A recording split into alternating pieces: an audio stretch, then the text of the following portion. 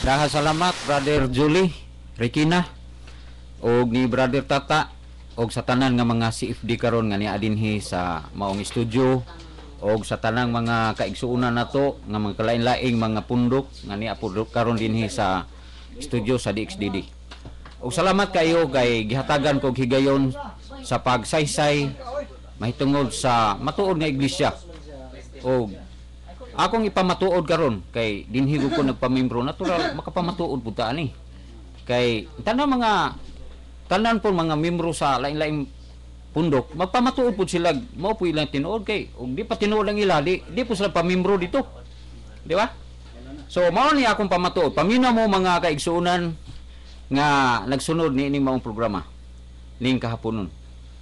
Akong pamatud-an nga ang katawhan nga ginganlag Seventh-day Adventist Reform Movement nga nagtuo ni Ginoong Kristo og nagtuman sa kabubuton sa Dios nga Amahan. Bude magbaylo mo, Brad George, baylo sa mo. Sige. Gamay lang ha. Dili, bro, ano makita kasi Janik? Dere, bro. Ha, baylo lang mo, Brad George. Then isog ano gyud keep the risk kuan palihog. Aron nga magkita ka sa kuan nga mahayag. Bro, kay Janik ka, bro. Usa hinapa yan. Sige, gamayng kuan. Sige, okay. Kina? Okay. Akong pamatud-an nga ang katawhan nga Seventh-day Adventist Reform Movement nga nagtuo ni Ginoong Kristo og nagtuman sa kabubuton sa Dios nga Amahan. Mao ang matuod nga iglesia o katawhan sa Dios karong panahona. Sumala sa makita og pamatuod sa Biblia. Definition: ang kahulugan sa maungalan kung ato siyang hubaron sa litra po litra, siguro kamong naminaw mo katawa mo og bahakahak. Pero ari kita sa kahulugan gyud sa maong pangalan, Seventh-day Adventist Reform Movement.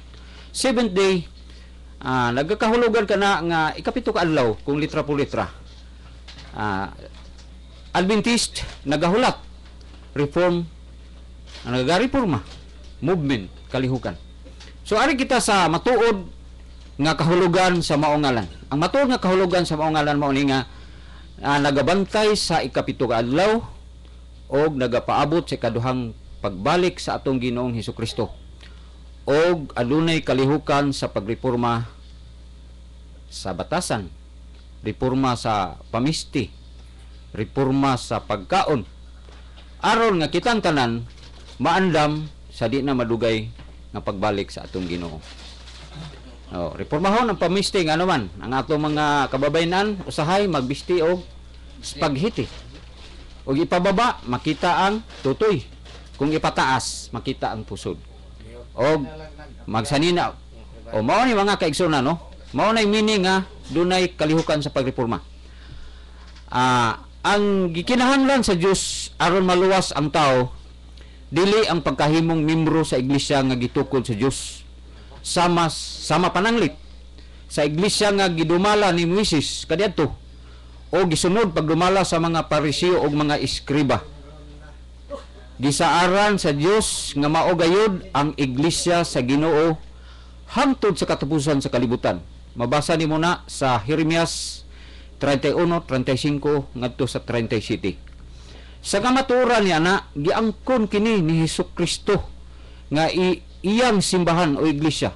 Mateo 21:13. Unsa giingon ni Ginoong Hesukristo niya lang maong bersikulo? Ang akong balay nahisulat nga kini balay nga alampuanan apan gihimo ninyong taguanan lungib sa mga tulisan. Mateo 21:13. Akong balay yang giangkon na. Og sa ulahi sa diha nga dili mosunod ang maong iglesia kang Ginoong Hesukristo nga maong iglesia o katawhan wala na ang kuna ni Ginoong Hesukristo. Mateo 23:37-38. Unsay giingon ni Ginoong Hesukristo diha? Naninguha si Ginoong Hesukristo nga tapukon gayud ang mga katawhan sa Israel sama sa usa ka himungaan nga nagtapok sa iyang mga piso. Apan unsay gibuhat sa mga Israelitas, wala sila mutuo, wala sila bubuot Busa ingon si Hesus Kristo sa 38, aniya karon ang inyong balay mahimong biniyaan. So wala na niya ang kuna nga iyang balay.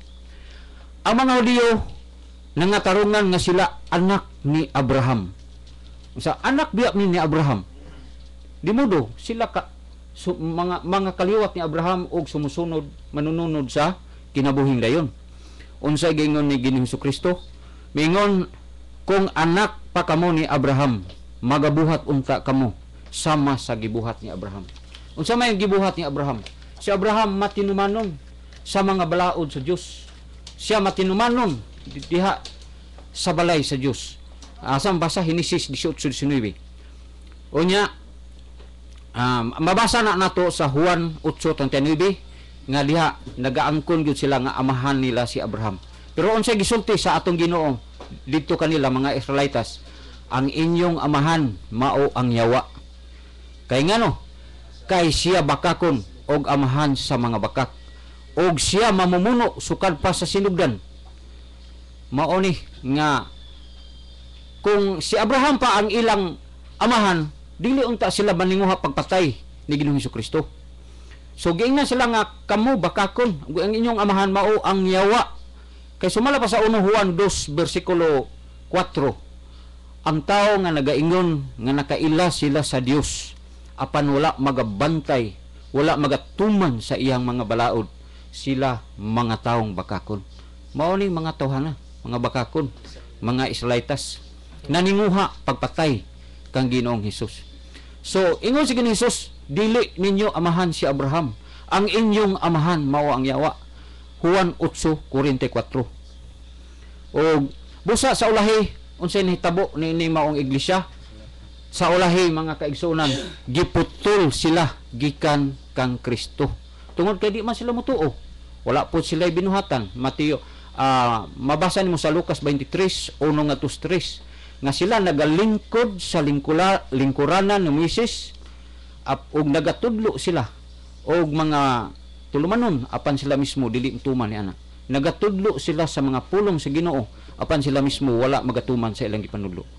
Busa kini mga tawhana sa kaulihan, instead nga gisaaran sila sa Ginoo nga sila maoy mahimong katawhan sa Ginoo hantos katapusan sa kalibutan, apan sa ulahin na tilbagbag naman sila, wala naman sila mutuo ug wala na pud sila mutuman.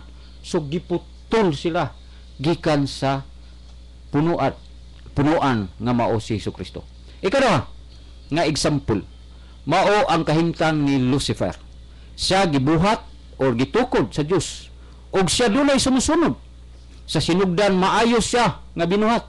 Sumala sa Ezekiel 28:13-14, gitukod o gibuhat siya sa atong Ginoo og doon na siya sumusunod, loyalist mga kaigsunan. Apan sa ulahi unsay nahitabo?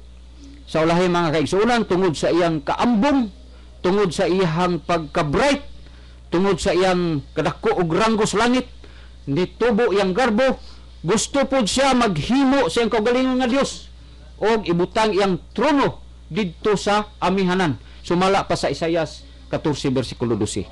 Unya unsay nahitabo? Unsay nahitabo apan sa ulahi tungod kay siya usa ka binuhat og tinukod sa Ginoo, sa ulahi gitunglo siya sa Ginoo. So dili mga kaigsunan safety nga kanunay kita magluyal sa usa ka tinukod sa Ginoo. Nga naman kay adunay panahon nga kanang tinukod sa Ginoo di na motuman mga kaigsunan sa balaod sa atong nga kanunay kita magluyal sa usa apan sa ulahi ang maong binuhat safety nga kanunay kita magluyal sa usa ka tinukod sa Ginoo. Apan sa ulahi gitunglo siya sa Dios, Ezekiel 28:17-19, og sila gitambog dinhi sa yuta, no? Kisalikway sila. Kisay nagtukod ato? Ang Ginoo, ang Dios nagtukod. Pero sa ulahi kay wala naman mutuman, og sila tabo gitambog sila dinhi sa yuta. Og di na sila kaadtog langit mga kaigsuonan. Tungod kay sila gisalikway na dito sa langit. O gitagana nga pagasunugon sa kalayo. Mabasa nato Pinadayag 20:10. Uban sa iyang mga membro. O mao na nga dunay mga membro pod si Satanas. Loyalist ni Satanas. Nagtuo pod sila nga insakto ang ilang leader kay kuan gud tinukod gud sa Ginoo, di ba? Pero kay sa ulahi si Satanas nawala man ang iyang pagkaluyaw sa Ginoo. Ang iyang membro kay naluyaw gi siya. Nauban sila dito pagkatambog. Impierno ang dangatan. Mao na nga dili safety mga kaigsunan nga magluyal kita sa usa ka iglesia or usa ka grupo kung wala kana siya magtuman sa kabubuton ug balaod sa Ginoo. Mausab karon granting without admitting. Tugutan nato nga dunay iglesia nga gitukod ni Hesukristo. Apan karon wala magtuman sa mga sugo sa Dios ang maong iglesia itambog gihapon sa impierno. Sumala sa Juan 15 versikulo 6. Unsay nasulat dito? Si Kristo ang punuan o kita ang mga sanga. Ang mga sanga nga wala magabunga og maayo. Sa ato pa walay mga buhat nga maayo. Unsa may buhat maayo? Mao ang pagtuman sa mga balaod sa atong Ginoo. Mao na ang mga buhat nga maayo.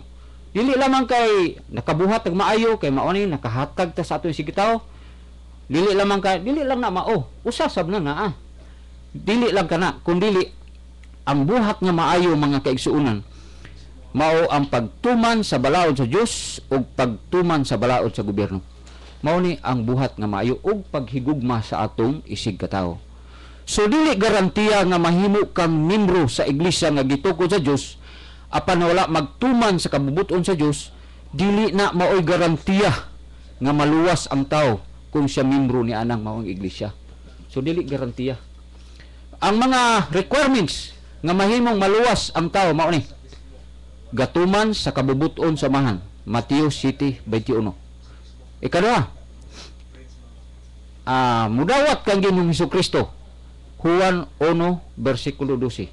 Bisan kinsa ang nagadawat kaniya, ang Dios nagahatag kanila sa gahom nga mahimo silang mga anak sa Dios. Ikatulo, mutuo sa ngalan ni Ginoong Hesukristo. Juan 3:16. Unsay giingon sa Juan 3:16? Bisan kinsa nga mutuo kaniya, dili gayud malaglag kundi may kinabuhing dayon. Ikaapat nga requirement nga maluwas ang tao, dili ang pagkamembro sa iglesia kundi kani mga butanga atong himuon ni aron kita maluwas. Mubunga og mga maayong buhat. Mubunga kitag maayong buhat